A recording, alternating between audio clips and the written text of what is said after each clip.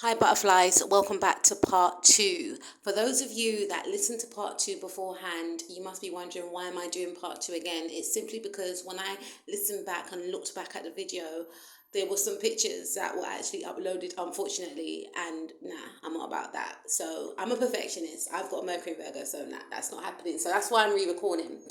But back to the actual topic at hand.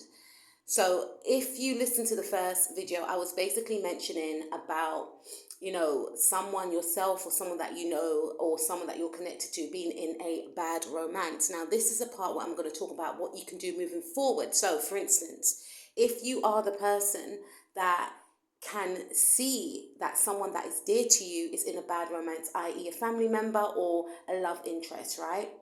I'm not talking about a third party situation like you're with someone and they're with someone else. No, I'm talking about if you can see that somebody is trying to intervene in a connection, but working they're working through the person that you're connected with. Spirit is saying to disconnect. The reason why you have to disconnect is because say you want to tell this person about what's happening. What may then happen is that that person may then tell the person that you're trying to warn them from about what you mentioned, and then that person will shift their energy and act as if you're making this all up, this is absurd. What will then happen is you will then turn into the enemy, say.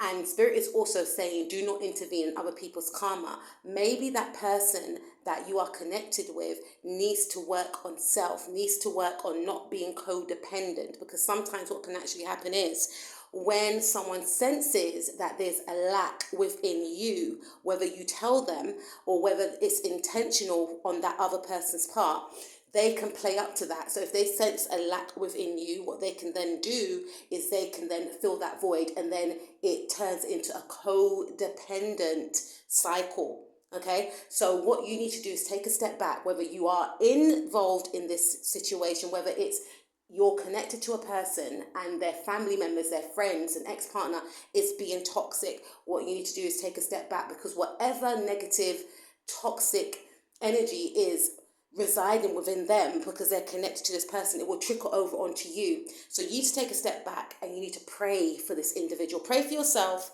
but pray for your person, your family member, your love interest, to gain clarity. Pray for them to find, fulfillment within self, so that they don't seek fulfillment outwardly, so that they don't feel as if they need to be codependent on someone, because that's how people can get them stuck in these types of situations in the first place. And pray for yourself to move forward and to